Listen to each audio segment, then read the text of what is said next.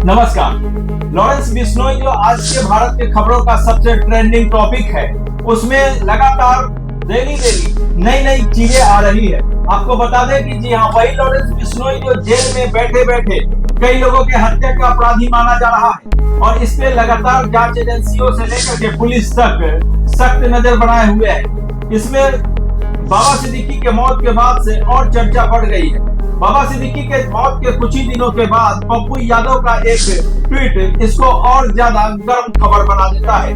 पप्पू यादव को अभी इसी से जुड़ा हुआ एक धमकी भरा कॉल भी मिला था। जब से पप्पू यादव को धमकी भरे कॉल मिले हैं, तब से इसमें कई तरीके के बयान और ट्विस्ट आए हैं। इसी खबर में जो नया ट्विस्ट है उससे ऊपर हम चर्चा कर रहे हैं। आपको बता दें खबरों की गहराई से कि लॉरेंस बिश्नोई गैंग से मिली जान से मारने की धमकी पर पप्पू यादव ने कहा कि मैं किसी से नहीं डरता। जी हाँ, ये वही पप्पू यादव है जो कल टेलीफोनिक कन्वर्सेशन का जो ऑडियो उन्होंने रिलीज किया था, उसमें उस अपराधी के सामने गिड़गिड़ाते नजर आए थे। अब उनके सुर बदल गए हैं क्योंकि मीडिया में कई जगह उनकी खींची हुई है। अब इसके बाद उनके बयान बदल रहे हैं, सुर बदल रहे हैं।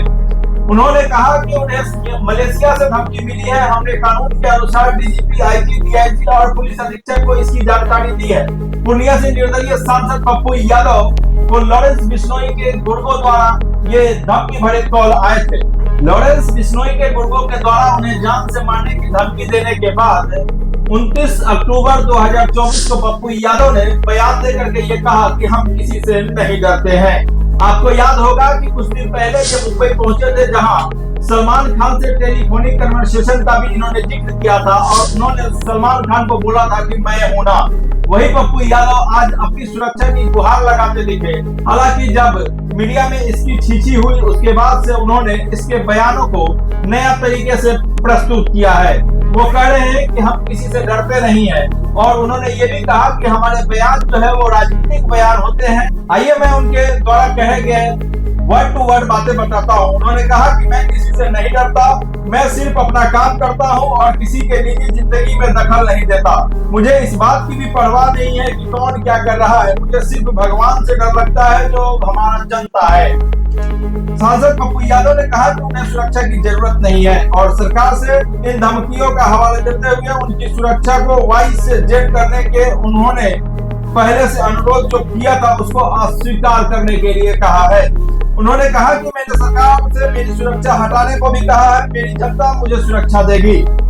अभी भी हम सुरक्षा घेरे में नहीं है और अपना काम कर रहे हैं। उन्होंने कहा कि उन्हें मलेशिया से धमकी मिली है। हमने कानून के अनुसार डीजीपी, आईजी, डीआईजी और पुलिस अधीक्षक को इसकी जानकारी दे दी है। यह मेरा कर्तव्य था, मैंने वही किया जो कानून का पालन करने वाले व्यक्ति को करना चाहिए था। अगर कोई उन्हें मारना चाहता है तो मार सकता है। आपको बता दें कि इससे पहले दिन में सांसद पप्पू यादव ने केंद्रीय गृह मंत्री अमित शाह को एक पत्र लिखा था, जिसमें लॉरेंस बिश्नोई गैंग से जान मारने की धमकी को लेकर के उन्हें सुरक्षा बढ़ाने की मांग की गई थी। अब वो बयान बदलते हुए दिख रहे हैं। जिस जनता को वो भगवान मान रहे हैं, अभी भी उनके बयान से बू आ रही है, क्योंकि आज अगर उनके सुरक्षा से एक भी पुलिस हटा दिया जाए तो फिर वो ये बयान देते हुए घूमते फिरेंगे कि उनके सुरक्षा और जान माल की सरकार को परवाह नहीं है। हालांकि जनता सब जानती है, समझती है। पप्पू यादव बिहार के एक नामी और बहुत ही अच्छे लीडर माने जाते हैं और उनके द्वारा इस तरीके के दिए गए बयान निश्चित तौर पे लोगों को सोचने पे मजबूर कर रहा है। अब आपको बता दें कि लॉरेंस बिश्नोई जेल में है और उससे डरने की जरूरत मुझे नहीं लगता कि ऐसे किसी भी अच्छे इंसान को है। हालांकि अपराधी प्रवृत्ति के लोगों का अपराधियों से हमेशा ही डर बना रहता है, चाहे वो लॉरेंस बिश्नोई हो या फिर कोई और। अक्सर अपराधियों की मौत अपराधियों के गोली से ही देखने को मिला है, जबकि पुलिस और प्रशासन इसमें लगातार अपनी कार्रवाई करते ही रहती है। हम आपको इस खबर के आगे की हर वो जानकारी देने की कोशिश करेंगे जो अपडेट्स आएगा। लेकिन मैं आपको ये बता दूं कि आजकल लॉरेंस बिश्नोई के नाम से कई अफवाह और अलग अलग तरह के बातें सामने आई है। हाल ही में इसको लेकर के एक संत अभिनव अरोड़ा जो तथाकथित कथावाचक हैं, हालांकि कथा को लेकर के उनके ऊपर कई सारे आरोप लगे हैं कि उनको शास्त्रों का कोई ज्ञान नहीं है। मैं इसमें अभिनव अरोड़ा को दोषी इसलिए नहीं मानता क्योंकि भरोसा करने वाले लोगों को सोचना चाहिए कि कैसे लोगों पर विश्वास और भरोसा करना है। लोग अंधे होकर के किसी के भी ऊपर भरोसा कर लेते हैं और इसी का फायदा साधु संत बन करके लोग उठाते हैं। इसमें आजकल चर्चित नाम अभिनव अरोड़ा का है। उसने भी आरोप लगाया है कि उसके ऊपर जान मारने के धमकी गुरुओं द्वारा दी गई है। जो गुर्गे हैं वो लॉरेंस बिश्नोई का नाम ले रहे थे। तो ये देखना बड़ा दिलचस्प होगा कि ये धमकी भरे कॉल कब तक और किस किस के नाम से आता है।